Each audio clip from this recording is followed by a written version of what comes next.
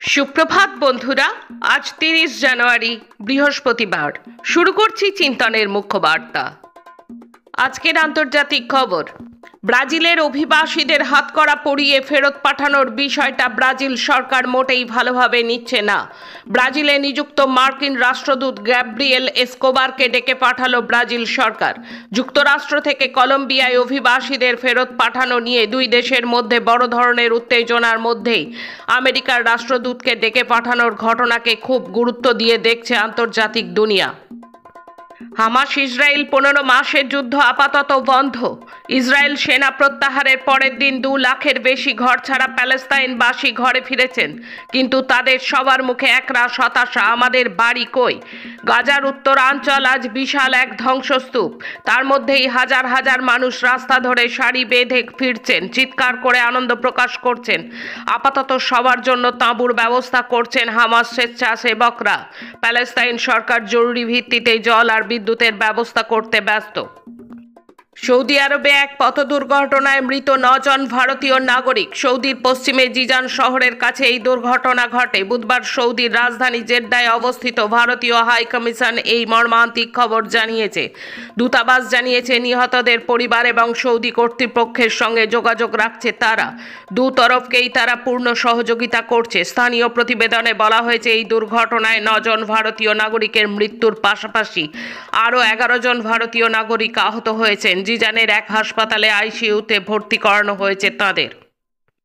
চীনের AI model ডিসপিকের দাপটে ত্রস্ত ChatGPT বা জেমিনি। বাজার কাঁপানো আমেরিকার আর্টিফিশিয়াল ইন্টেলিজেন্স বা কৃত্রিম বুদ্ধিমত্তার চালু মডেলের দর কমার সম্ভাবনা দেখা দিয়েছে প্রবলভাবেই। তার বড় কারণ চীনের ডিসপিক দাবি করছে চ্যাটজিপিটির মতো মডেলের তুলনায় নামমাত্র খরচে তৈরি তাদের পণ্য।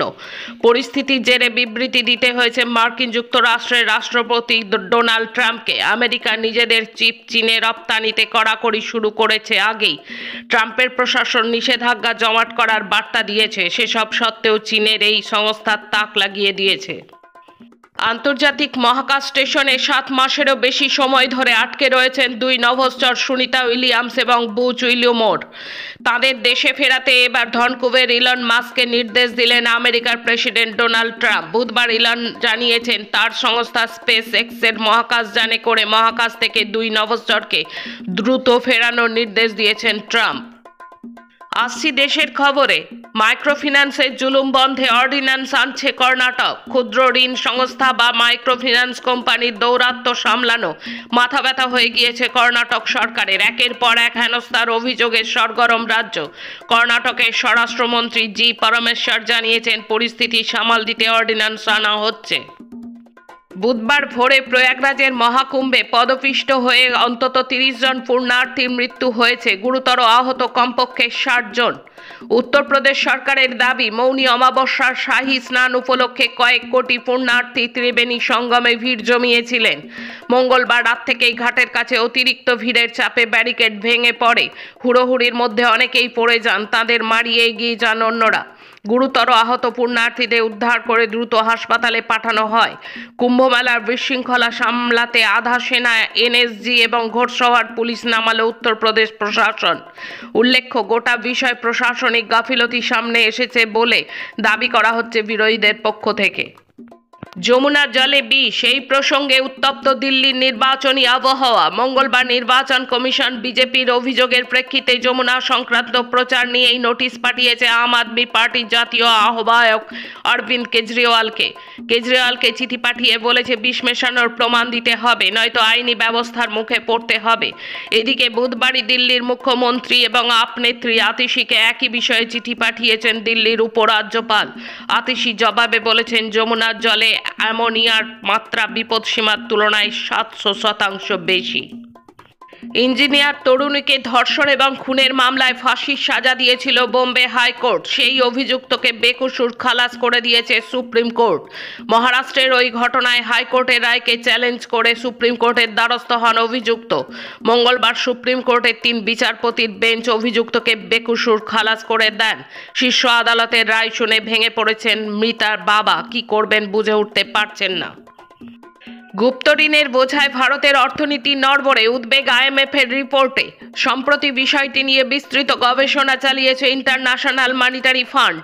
তাতে উঠে এসেছে গোটা বিশ্বেই বড় সমস্যা হয়ে উঠছে গুপ্ত ঋণ, বিশেষত ভারত সহ নিম্ন ও মাঝারি আয়ের দেশগুলির সামনে।